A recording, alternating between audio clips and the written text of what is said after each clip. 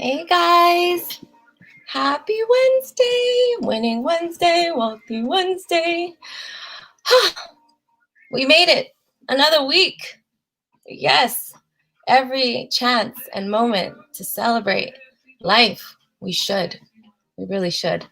I'm super excited for today's episode, fourth episode of Win-Win Real Talk, the Win-Win Real Talk. And I'm gonna have the one and only CEO, mompreneur of 4 beautiful baby girls, Johanna Mockett.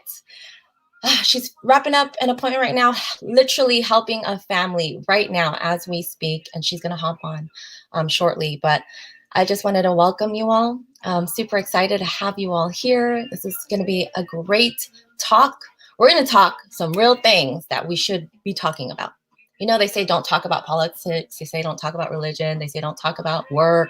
They say don't talk about this, being a mom, whatnot. I think the problem is that we don't talk about it enough. Let's have some real conversations and let's grow with each other, yeah? Let's share what we've learned. Let's share our struggles. Let's share the bad and make it all good because we've survived it all, right? We've survived it all and we're living proof of that. We're living proof of that. Thanks for the love. I'm so glad you guys are here. So I'm waiting on Johanna Mockett right now. She is literally helping a family as we speak, wrapping it up, and she's going to hop on as soon as she can, but I'm just going to hold down fort and just, check in with you guys. I hope you guys are doing well. Let me know how your family's doing. My kids are so much better than a couple weeks ago. If you didn't catch that episode, that was pretty crazy. They got caught in a really bad riptide and we made it back to shore. That was not easy, but it was done and I cannot be any more grateful. Thank you, Lord. Thank you, God, universe, Dad, all the angels, all the love. So yeah, I don't get mad at the kids anymore. Do what you want, babes. Do whatever you want. Life is yours. Life is yours for the taking. Anyway, so I'm waiting on Johanna right now, but I just wanted to, talk to you guys a little bit before she hopped on, tell you about really just how much she means to me, but I also want her here to hear it from my heart as well. So maybe I'll hold off on that. But Johanna Mockett has been in the business for now over 13 years. Her 13th year anniversary with World Financial Group, Transamerica Financial Advisors, hit on September. So just last month. 13 years in the business, and she was 22 years old. She was a server, and her husband, Johanna's here! Yay! Hold on a sec. Let me add her. Yay! I'm so excited. Welcome. Thanks for having me. Absolutely. Of course, you're like everything to me in this business. So thank you. I already told you I'm gonna cry like crazy. And yeah, I want to. No, it's good tears. It's okay. It's healthy. It's scientifically proven. My son who's 9 years older than me used to lock me in the bathroom like, cry, it's good for you. Who did that?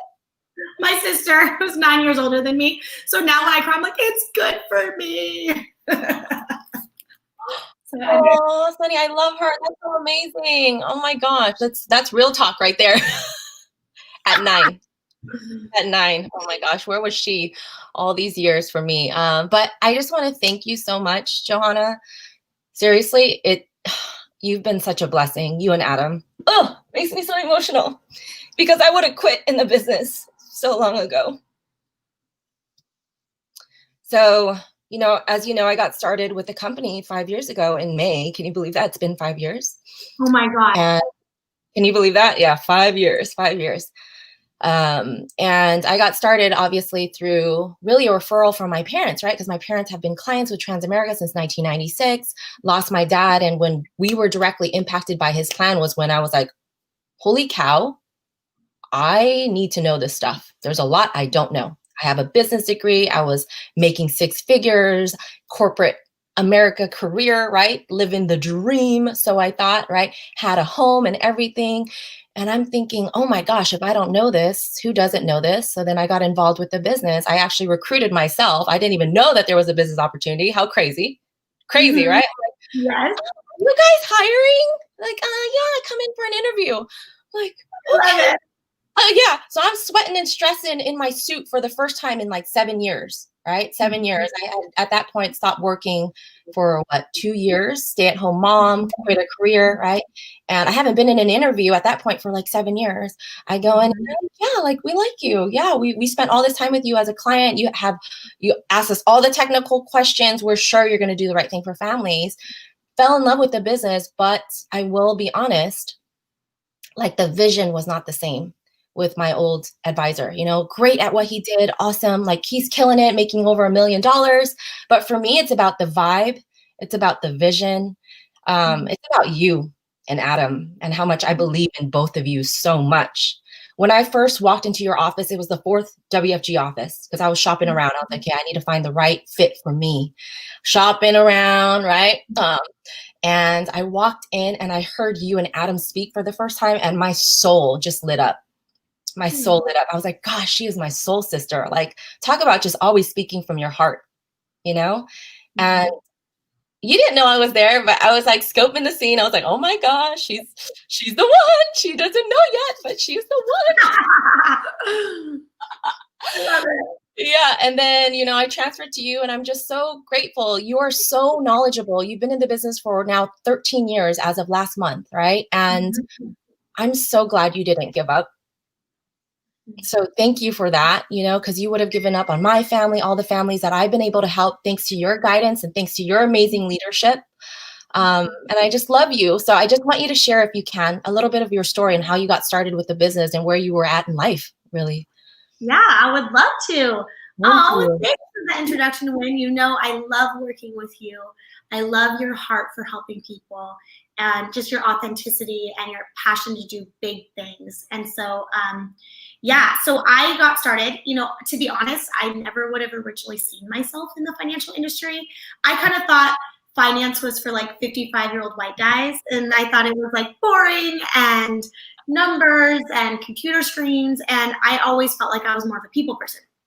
But I did, as a young girl, I'm the middle of 5 kids, and my parents are business owners. So my parents are both doctors, both my mom and dad, and they own their own medical practice. So they employ other medical doctors, chiropractors, acupuncturists, physical therapists.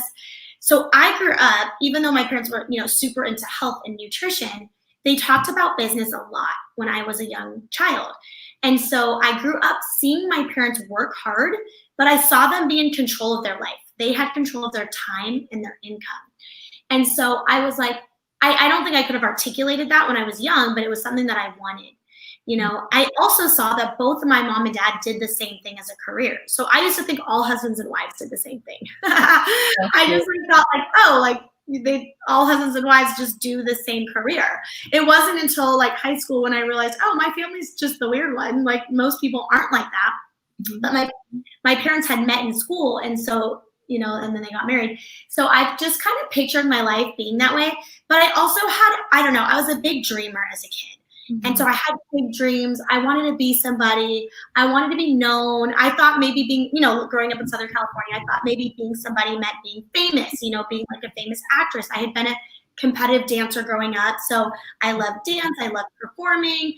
But then I also felt like, gosh, I want to have a family. Like I'm the middle of 5 kids. So I always pictured, it was like always chaos. Christmas morning, I could never picture it with like 2 kids. For me, it was like, Christmas morning was like chaos, but beautiful. It was like busy, but amazing. Messy. Family is like messy and loud and happy and grateful and welcoming. And so that's kind of, I just pictured having a big family. And so then growing up, I was raised, in a Christian home, going to church. And I felt like, just my perception, I think the message that I thought was, being a good Christian wife meant I work in the home. And that's my call, my duty. But I felt this drive and ambition inside me. And I was like, oh my gosh, this feels like tension. You know, like I want to be a good wife and a good mom, but I also feel like ambition and drive, is that bad? Is that wrong? Like, I don't know. And so I went to college. So I had all of these thoughts and all of these big dreams and all of these hopes, and I just didn't know. I just didn't have any direction. Do you ever feel like you're like kind of like when you're on a treadmill and you're running like so fast, but then you realize you're going nowhere? It's kind of like, I felt like I had these big dreams, but I just didn't have any direction and I didn't have anywhere to like funnel it into. So I graduated from college and I started working for my parents' medical practice. They were like, hey, we own a business, come work for us. So I started working for them. And then I also started waiting tables on the weekend because I had waitressed all through college. I always loved having my own money, making my own money. So I waited tables all through college.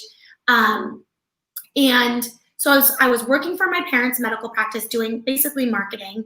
I was waiting tables at a restaurant, and I was taking acting classes, thinking like maybe I want to be a famous actress. So I was like doing these things. And somebody invited me to a is actually Adam, my husband now, but boyfriend at the time, his older sister, invited us to a How Money Works workshop that the company was putting on. Wow. And think about that, How Money Works workshop. It was just obvious to me that I wanted to learn how money works. Like that just seemed like a no-brainer. Like how money works, heck yeah, I should probably know that. So we show up, and I honestly felt like in about 30 minutes, I learned more practical information about money and finance than I had in my entire college education, than I had from my successful doctor, business owner parents, than I had from anywhere. And I was like, why didn't somebody teach me this? I had a babysitters club when I was 12. I would have invested all of that money, like compound interest working in my favor. I'd be a millionaire by now, you know? And so I really thought like when I saw the rule of 72 and I just saw compound interest, it was clear to me, I need that happening and working for me in my life right now. Yes. Like I don't want to waste any time. And so the best thing I did, and you've always heard knowledge is power, but knowledge is only power when we apply it. I mean, how many people, I'm like, you guys, if you're like, time is your biggest asset. And they're like, yeah, thanks for the education. I'm like, education without implementation does nothing. Like, let's get you started. So the best thing I did when I was 22 is I implemented the plan. And it wasn't a huge plan, but I started saving $200 a month for my long term. I got my little emergency fund in the bank. I got my little mutual funds for my midterm. And I started putting $200 away into a tax sheltered account where I could just not even look at it. And I honestly believe everybody can put away $50 a week. I mean, how often do we spend $50 on dinner? We can at least put that away for our own financial future. And many people a lot more, but if millennials, most millennials statistically spend at least $200 a month on Starbucks. So imagine if they put that away for their future in an account that could grow and compound and work for them and then shelter it from taxes. I mean, it's powerful. They have over $500,000 just from that $200 by the time they're 65, Amazing.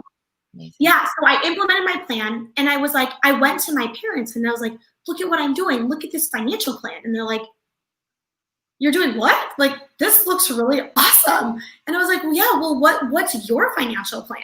And they're like, what do you mean? We like paid for your college education, middle of FUD children. Like we've been busy like paying for your life. And I was like, oh, you mean you don't have a financial advisor? Like you don't have a financial plan? I'm 22 and I have one. I'm like, so I tell my parents, well, you need to be with my financial advisor. I love this. This is so cool. So I bring Christina. So Christina, by the way, she was the woman. And I think I look back and I just see how, I always believe there's something bigger at play, And so I just love that the person who did my plan was a 28-year-old woman. Because if anybody else had done my plan, I don't know if I'd be where I am today, And I remember sitting there with her. First of all, I thought she was like so old and wise, and she was 28 years old. But I was 22, so she was still like years ahead of me. But she was just so down to earth, and she was so real, and she was so relatable. And she took what could have, been complex principles and made them so simple for me to understand. And I just love the fact that, it doesn't, I think sometimes people make things complicated because they want to make it feel like they're smart or like you need them. You know what I mean? When really, it was really simple for me to understand the way she explained it, and I loved it. And so I was like, you need to meet with Christina. So I brought Christina to meet with my parents. And I was shocked. Here's my parents. My dad was 55. My mom was 57. Okay. Right? Mm-hmm. They have 5 children. My dad had a term life insurance policy that was basically about 3 years away from being over. And my youngest brother was really only 12 at the time. So my dad was about to have no life insurance, and my brother still would only be 15. They still had a mortgage on their home, right? They had term life insurance, and they had $20,000 in an IRA, and that was it. A traditional IRA? A traditional IRA. That was all they had set aside for retirement. Wow. And even after they were 22, that was not enough.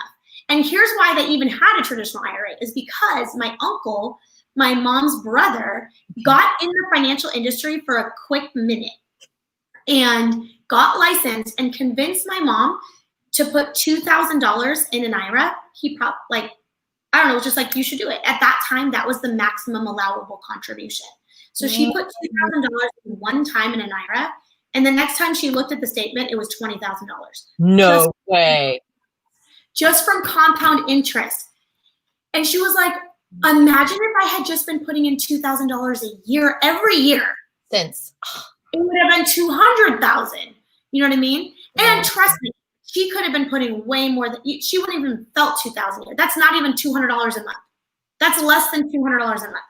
She's like, I could have been at least if somebody if he would have just put it on automatic payment for me, I would have done it. Like, basically what her point was, if somebody would have sat down with us and just showed us this stuff, we would have implemented it. Now, granted, my parents were business owners. They didn't have a company 401k. Mm-hmm. They were the company.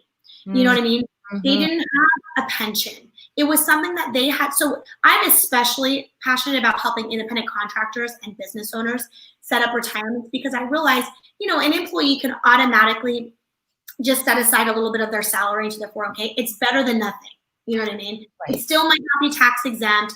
They still might not even realize, how much that's going to be by the time they retire. But it's at least they're putting away money and it's growing for them over the long term, right?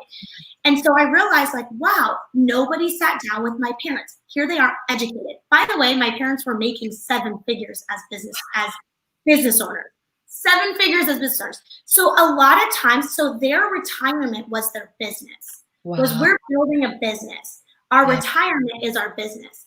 But here's the thing. My mom said, she's like, and it's so crazy because she realizes now, she's like, it's, of course, hindsight's 2020. She's like, but you have to be diversified in everything. You have to be diversified in your investments.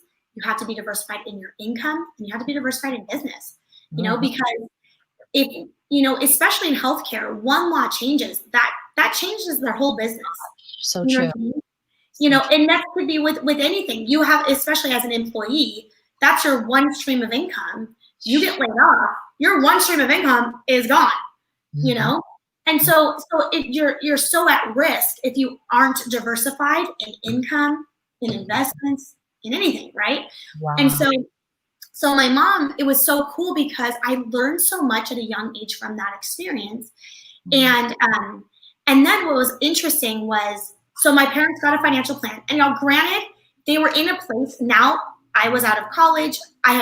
They only had 2 younger siblings left. I mean, my 2 younger siblings left at the house. So they were in a place where they were like, we can sock away money now for retirement. Now that our head is even thinking about it, let's just do it. Like, now that we're aware, like, let's just do it. We have to make up for lost time. Yeah. So they implemented their plan right away. My dad got a permanent policy. They started getting tax exempt options in place for themselves, like, right away. Amazing. And I was not even really I was just getting started in the training program within the financial company, but I didn't want my parents to wait for me to get help. So Christina did their plan, put it in place. They started putting away money, started growing, all this stuff. Then about a month or 2 later, the company was having a big conference up north in Monterey. And I was like, I want to go, but I'm still new to the company. I don't know a ton of people. So my mom's like so awesome. I'm like, Mom, do you want to come with me to this conference? Wow. And my mom's so like, I mean, now I think about, yeah, if my kids asked me to do anything, like I'd be like, heck yeah, go on a road trip with my daughter. I'm in. I don't even care what it is, just to hang out with my kids. And so my mom's like, yeah, I'll go with you on like fun road trip up north. So we get in a car. We drive like 7-8 hours up to Monterey. I wish you picked me up on the way. I would have known. I know, right? I should have picked you up. If I only knew that you were in San Jose this whole time. Oh my God. So we go to the conference, and my mom's not the type to like sit back and stay in a hotel. She's like on the go.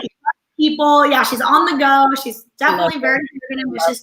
She's like, come with me. So literally, she attends this conference. I had no idea this would happen, but about 30 minutes in, she's like, I want to get licensed and I want to do this too. I was like, what? I'm like, yeah, you're a doctor. Like, you're 57. She's like, I don't care. She's like, never too late to be what you could have become. And I was like, oh my gosh.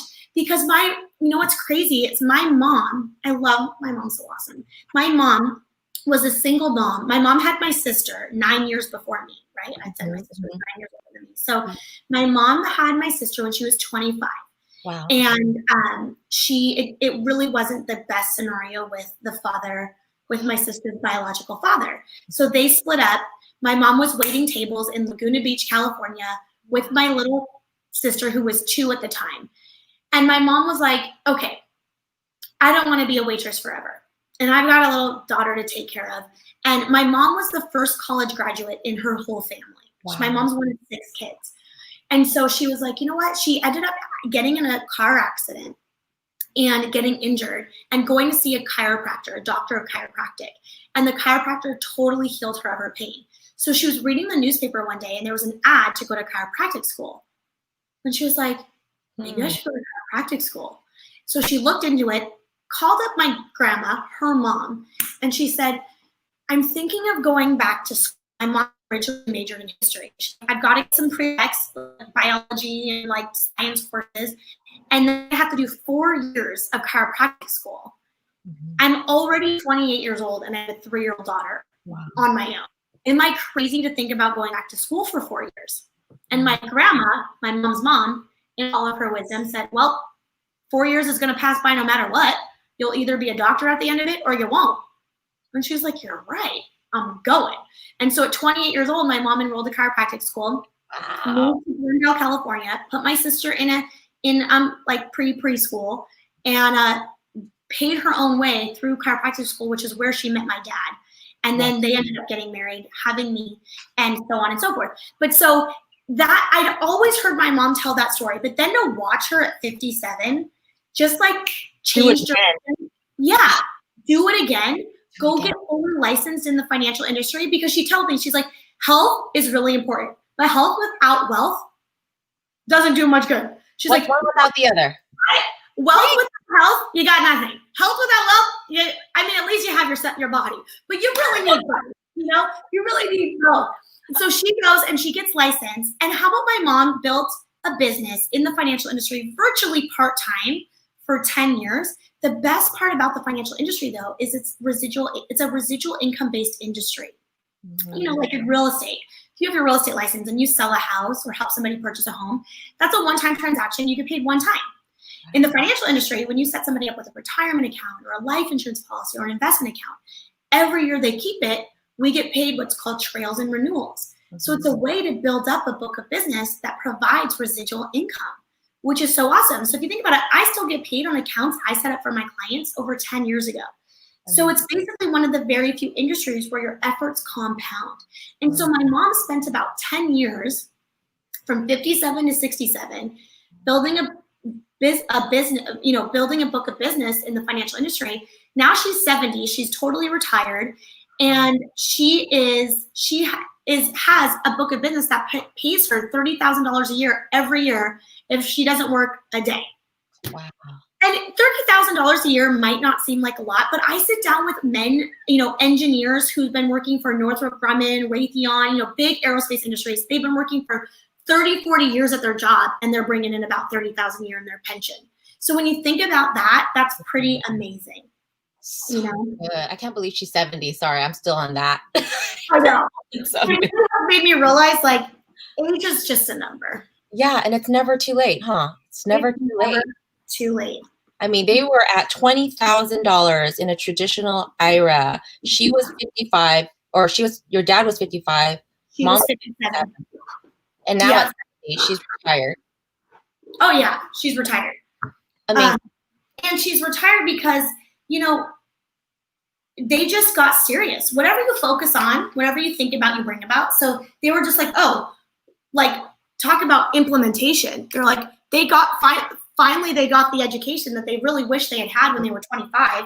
They got it at 55, 57. Sorry, I'm just plugging in my. No, go ahead. Do that.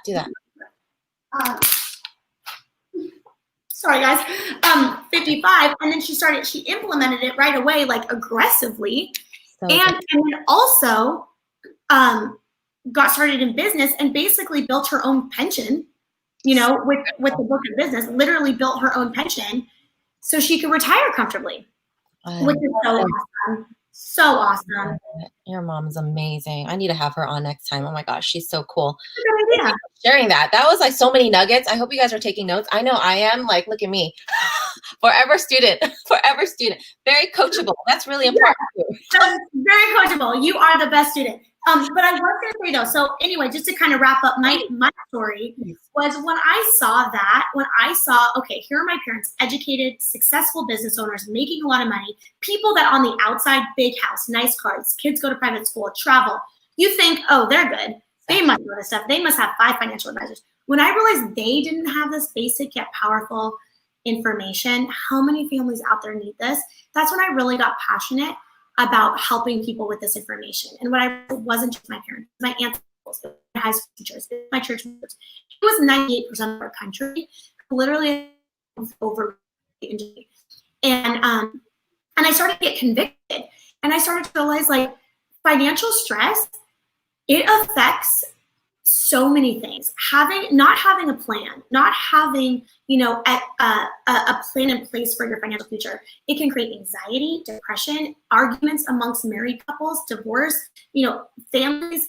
And what's crazy is we don't realize even sometimes our own stress bleed into our children's stress, you know? And so just how important it is to have a plan in place. And that's when I got really, especially passionate about educating women, you know, about money and finance. Everybody, but I think obviously women, I'm a woman. And so how important it is for us to be involved, you know. So many of us, we know we're the ones getting the groceries. We're the ones paying the bills a lot of the time, you know. But so then let's get involved in putting away money for our own future, for our own financial independence, you know, and get it working for us. And so I got really excited. I ended up going full-time in business 3 years in. So it took me about 3 years, mainly because I was young. You know, I was 22 when I started. I had a lot of learning to do. I had a lot of growing to do. I had a lot of fear, a ton of doubt. As much as I was like, you know, I seem probably pretty personable now. I was super nervous to just talk to people. I hated promoting myself. I hated like talking to people that I didn't know. I mean, like once I got in front of somebody was okay, but like getting in front of somebody was. I remember, this was before Zoom era, obviously. I remember going to people's houses to do their financial plan and being so nervous that when I knocked on the door, I like secretly hoped they wouldn't answer. Like maybe they just wouldn't show up to their own house and I wouldn't have to go inside and do this. I was just so fearful because I was like young and I was like, what if they ask me a question that I don't know? And I was intimidated. But what I realized was just spending 90 days in our licensing and training program within our company, I knew more about money and finance than 98% of the country. And so as I started to get results and as I started to help people and I started to see people's lives change and I started to see people, oh my gosh, thank you so much. We've been praying. The first woman I helped on my own, so cool, the first client I ever got on my own, she was a single mom. She had just recently gotten divorced. She had 2 kids and she cried as I was doing her financial plan. I've been praying for somebody to come and help me with this stuff, somebody that I could trust. And here I am, 22 years old, like, like just amazed that I could even be a part of this woman's story and help her in this way. And that's when once I started to get results and really start helping people and seeing how I could make a difference in people's lives, my confidence started to grow and my conviction started to grow. And it was like all of a sudden I couldn't imagine doing anything else. And then I started to, my income started, once I went full time, I was able to take all that time that I was putting elsewhere and really funnel into my business. And then I started making six figures, and then, multiple. It took me it doesn't have to take anybody this long, but it took me 7 years to get to a six-figure income. Mind you, I was 22 when I started.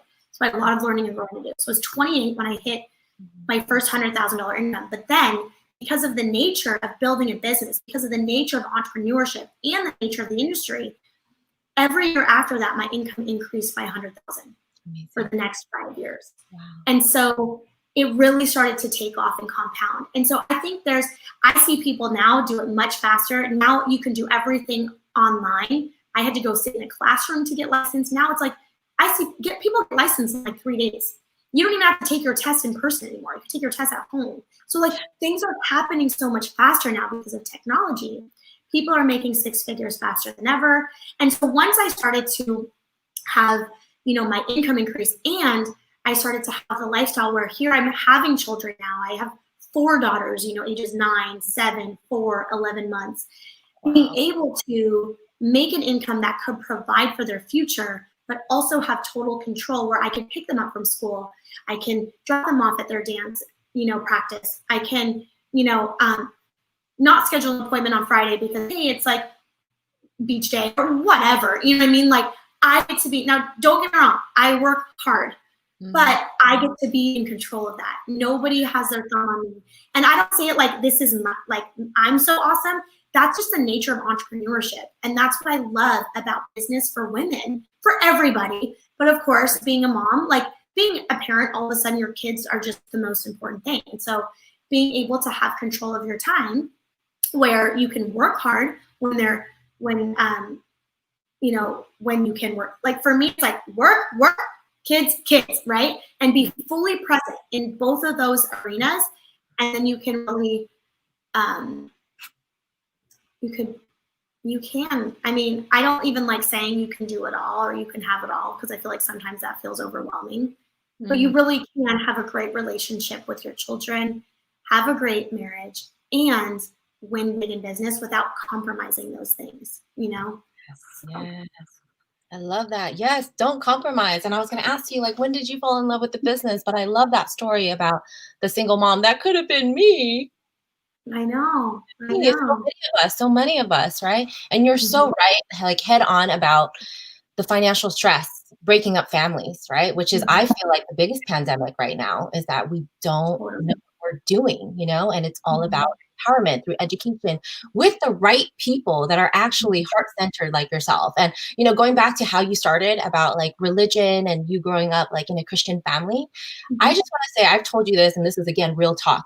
I grew up Buddhist, right? But we're meat-eating Buddhists. So talk about just a little confusion there. But what we were not confused about was just, the foundation of just doing the right thing at all times, more of a way of being, right? And a way of treating people, and the golden rule and karma being very real, and her working almost instantly, right? And so doing the right thing at all times, like no matter what. But I will say, growing up, I had some bad experiences, with hypocrites, unfortunately, right? It's like they go to church, but I see what they do outside of, and I just can't disregard that. I can't like turn a blind eye to all truths, but I will say you, Adam, your mom, your dad, your whole family has led me to God in the most beautiful way, with no judgment, no judgment, like the real love that I know he's all about.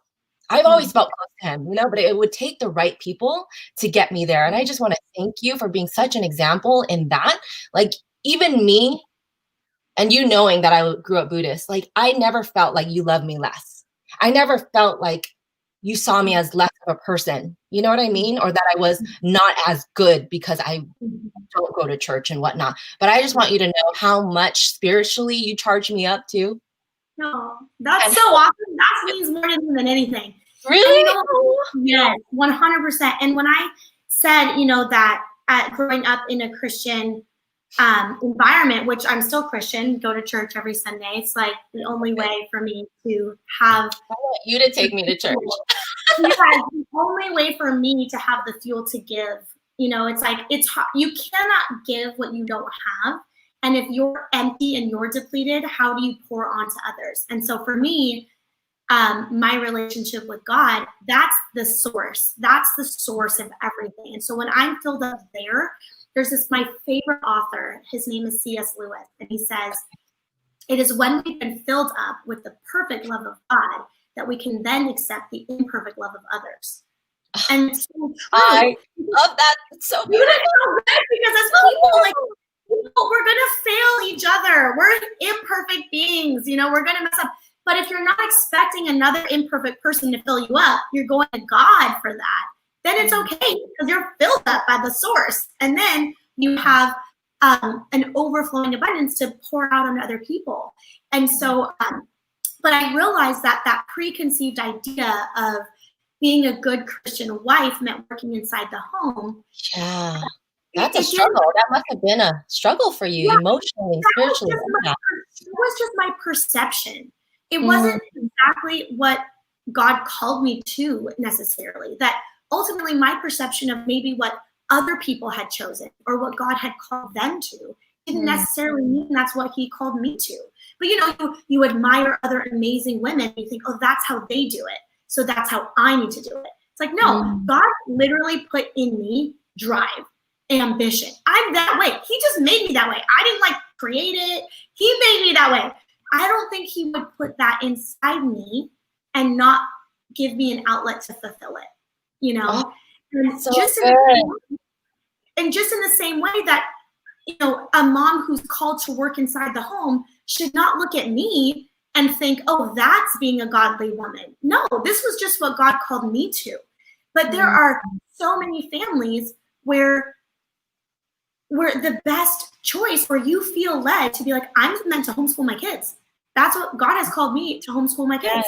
Yes. God has called me to really work on the home front. And let's be real, we know that's the hardest work of all. Yes. That's the hardest work of all.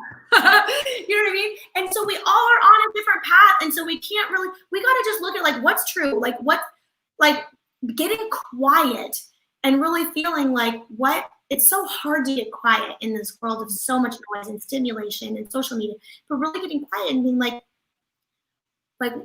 what is it that I really do feel led to?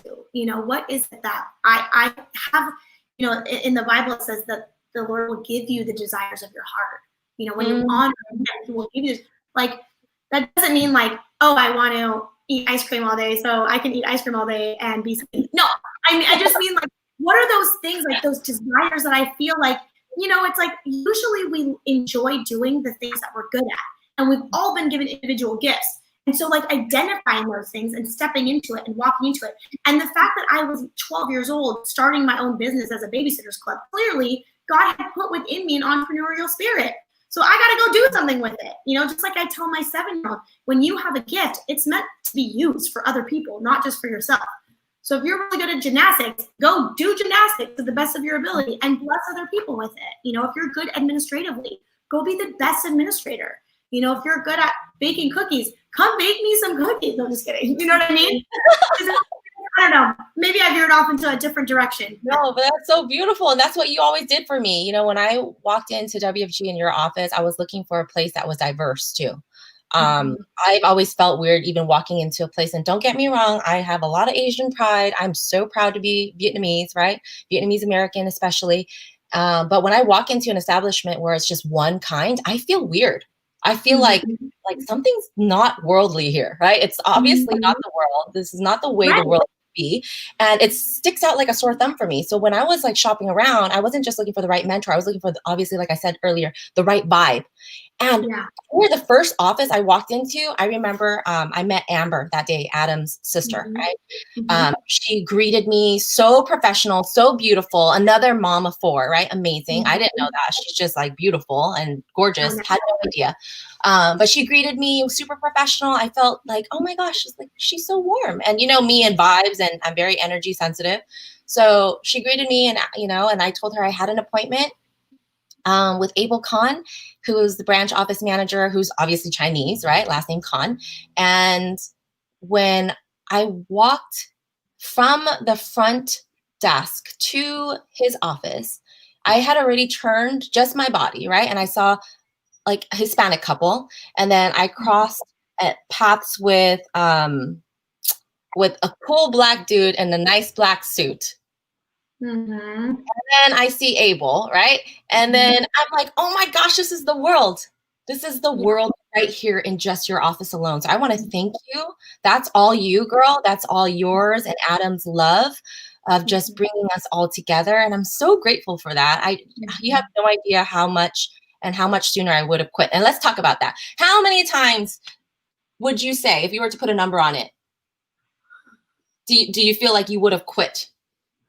How many times? Well, I would say in my first 18 months, I thought about quitting at least once a month, minimum. Wow. Oh, yeah. Because you're meeting with rejection. And remind you, I didn't have kids yet. I had kids 3 years in when I went full time. Wow. And so I didn't have this huge reason to need to like succeed or win other than the fact that I like wanted to, like I didn't have this like, basically once I had children, it was like, oh, quitting is not an option. Quitting is not an option because like, it's not about me anymore. It's about these little ones that I got to provide for. But so I was selfish in the beginning and it was painful for me. Getting what thought was rejection. I had never really experienced rejection before. If you just try to stay kind of average and ordinary in life, no one will really reject you. I didn't realize I had such a huge addiction to the approval of others. Let's talk about that. That is very 2020. Everyone, whether you realize it or not, we have what's called approval addiction. And so when you're trying to do something that probably only 1 to 2% of the world is trying to do, which is be an entrepreneur, you're already going against the grain, And so it's different. So I had even my close friends say things, kind of like, as much as they love me and they're still my friends now and I love them, they just didn't understand. They didn't understand. And it was kind of like little brush offs or things here or there, but they affected me because I cared so much what people thought. Yeah. And so when I got rejected or when somebody said no to me, or they'd be like, no one ever wants to be like this weird person that's trying to get somebody to, honestly, all I'm trying to do is help them save money for their own future. You know what I mean? But still, like, my friends still saw me as their 22-year-old friend. They didn't see me as a financial advisor. And so here I am trying to better myself and grow and get them to do something that I thought was really good. But all they see is like, who do you think you are? You know what I mean? Like, you're just, you know what I mean? I don't even said that, but that was the vibe I got. And so that was hard. That was hard. Or there are days in business where you do appointments and you don't get any results. And you feel like, can I do this? Is this really for me? Like, am I ever going to win here? Is it ever going to take off for me? Like, I see other people winning, and that's what kept me going, to be honest. What kept you going? What kept you going? What kept me going was a couple of things. One, thankfully, as much as I had naysayers, I had a really good support system in one, Adam, who's now my husband, your boyfriend, girlfriend at the time. He earned it. Yeah, he earned it. And my parents, I looked at my parents' life, and even though financially they didn't have all of the investments in place because no one had taught them yet, they were more successful in terms of income and lifestyle than any of the naysayers who were like negative. Any of my You know what I mean? So I looked at the lives of the people that were being negative, and I was like, do I really want to follow that person's advice? Like, where my parents were like, are you kidding me? This is the best business model I've ever seen. You can build a 7-figure income or a multiple 6-figure income and have no overhead, have like virtually no overhead. The cost of your license is basically it. You know, be able to no workers' comp, no payroll, you know, no boss. No boss. Like literally all the benefits of being in business for yourself, but you're not by yourself. You have mentors, you have resources, you have a system. You have, my parents used to spend like hundreds of thousands of dollars for business consultants. They're like, you basically get that for free in your business model. You have mentors, you have trainers, you have resources. So they would remind me of how awesome it was. And what I would do is, this is the one thing that is so important, to not make a decision when you're down. Just don't make a decision when you're down. I see some of my teammates in my team, and they're like, I see them floundering, and I see them like starting, I can tell like they're questioning, is this for me? And the only thing I want to tell them is, right now you're down. Don't make any decisions when you're down. Nobody quits when they feel good. Nobody quits when they feel good. They only quit when they feel down. And so the thing is like, just do something to get yourself up. So what I would do is, I would simply, even though I'm a very emotional person, I do make decisions logically. So I would be like, okay, well, if I'm going to quit this, I can only quit because there's something better, because I'm going to be doing something better. So if I can realistically find something that's better than this, then I can quit and go do that. And so I legit would go on and look for jobs.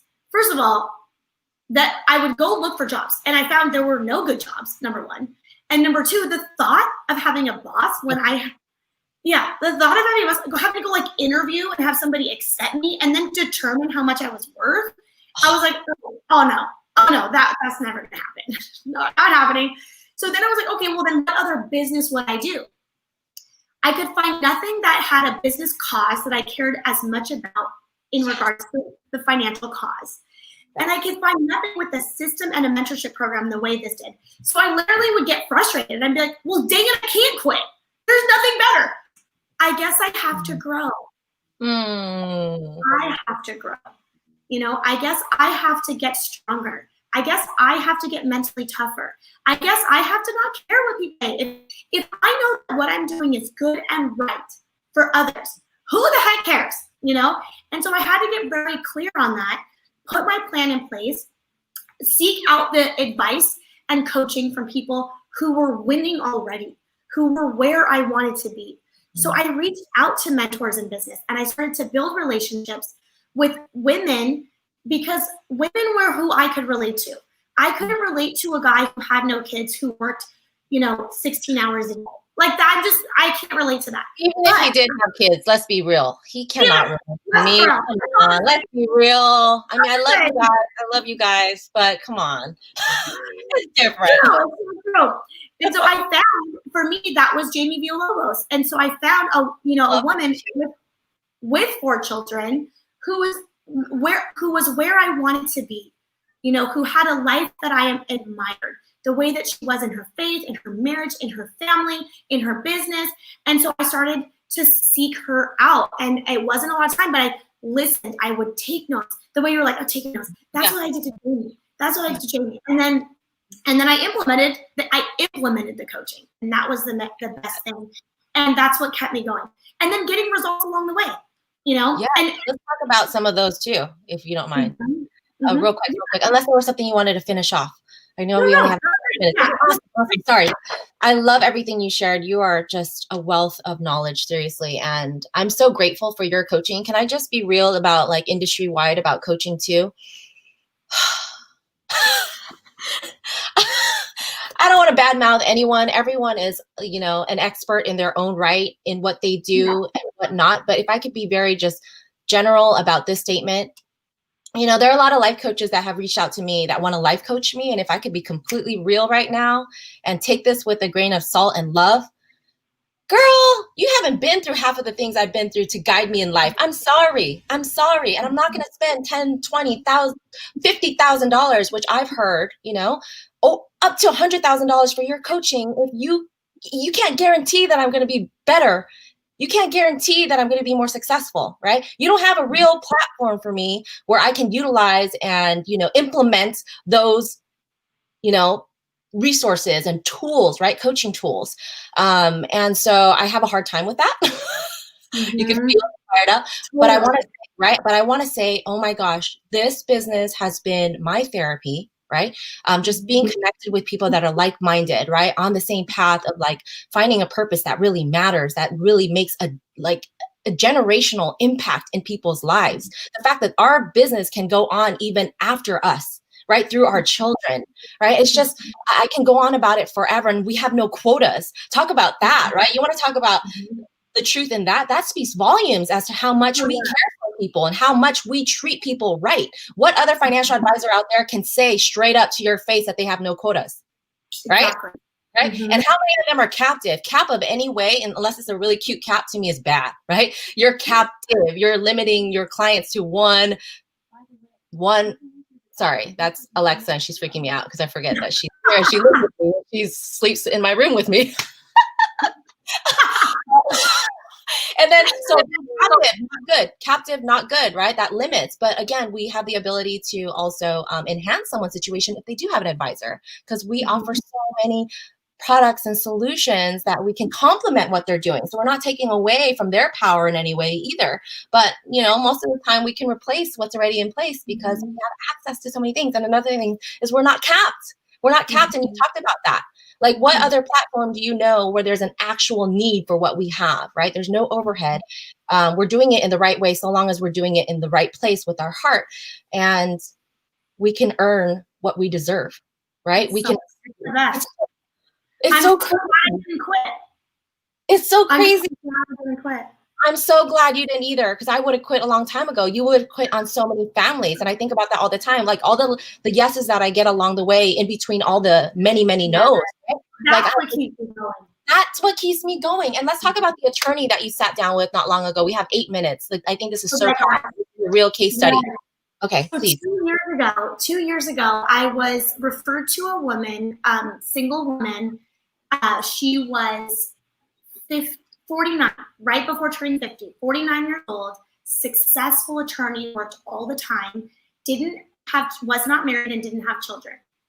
And so, but she wanted, obviously she wanted a financial plan. And so I sit down and I do her financial plan, and she's putting away into her, maxing out her tax deferred options in her 401k. But she had no tax-exempt options, and she was making too much money to be able to contribute to a Roth IRA. And so even though she didn't have children, so she didn't feel like she really had a need for life insurance, I showed her an option of where, there's an IRS tax code that says if your savings or your cash value is attached to a life insurance policy, what you put in there could grow tax-free and you could take it out tax-free. So I showed her this option of a cash value life insurance policy that she could really fund in a tax-exempt way. And what was really cool about this particular life insurance policy is it had a long-term care benefit. So even though she didn't have children, I felt like, look, there's going to come a time, and I'm thinking this is much, much later in life, maybe in her 80s, or like mid 80s, where you might need, if you can no longer perform 2 out of the 6 basic daily living activities, which is basically dressing yourself, using the restroom, transferring from one location to another, eating, that type of stuff. You need usually a caretaker, and that can be very costly. I saw with my grandma, it was like $8,000 a month. And that can deplete your assets. And especially if you don't have kids, I always joke, I'm like, either have a whole bunch of kids that will be able to financially take care of you, or save some money, you know what I mean? Or both. I'm doing both. No, just kidding. That's so cool. So just to recap, what you said was she had tax deferred, right? So she had the 401k and an IRA that she was maxing out on. And then you helped her with the life insurance. Cash value life insurance, which also has the long-term care tied to it, which means you can access 2% of the death benefit while you're alive when you need long-term care on a monthly basis. And it's on a cash indemnity, which means you can use it for medical and non-medical. What? Yes. Exactly. And then what happened? How crazy is this? So she has a $250,000 policy, which is basically 2% of that is $5,000 a month. So if she ever needs long-term care, she could take out $5,000 a month cash from her death benefit to cover living expenses. So 2 years later, this year, she was rated Preferred Plus. So healthy. 2 years ago, she got her policy rated like one of the healthiest rate classes you could get, Preferred Plus. She then calls me just a couple months ago that she had heart failure out of nowhere. She had no signs of it. She wasn't expecting it. Out of nowhere, she started feeling shortness of breath, and she thought those are COVID symptoms. So she thought, oh my God, like I think I have COVID. So she goes to get tested, and they're like, no, you don't have COVID. You're having heart failure. Within 2 months, her heart was done, literally done. They tried putting her on medication, nothing worked. She was done. She got a heart transplant in record time. There were 4 days that went by that she's completely unaware of. She was unconscious, basically living because of life support, because on machines. She, in record time, was able to get a heart transplant. Her body took it. It was effective. It worked. Yeah. So now she's alive with a new heart in her body. But for the next 12 months, she has to go through a transplant recovery program. So she cannot work. She like literally can't work. And she cannot perform, guess what? 2 out of the 6 basic daily living activities on her own. So just 2 years after having this policy, she's able to take out up to $5,000. She doesn't have to take all of that out if she doesn't want it, but she's able to take up to $5,000 a month from that $250,000 death benefit to cover any living expenses while she's not working. Do you know how much peace of mind that gives to somebody? Oh, yes. Amazing. Yes. 401k wouldn't be able to do that. It would deplete her retirement, right? Totally. She doesn't even, and she's not even taking from her cash value. It's taking from the death benefit. So it's so awesome. So amazing. That's what we do. This is what we do, guys. And this is not all we do, because we can do a college savings account. We can get you out of debt. We can help you preserve your wealth with, living trust, all those good things, will, all that stuff. So we're totally full service. Don't get us wrong. But this is definitely a missing piece in a lot of people's plans, especially women, because 70% of women 65 and older are going to need long-term care in their life. So the best, most cost-effective way of getting it, right, implemented in your financial plan is adding it to a life insurance policy. It is so much cheaper. It is so, like, if you were to compare the numbers, it's ridiculous compared to getting a standalone long-term care policy. It is so expensive. You lose what you don't use, whereas here you have it.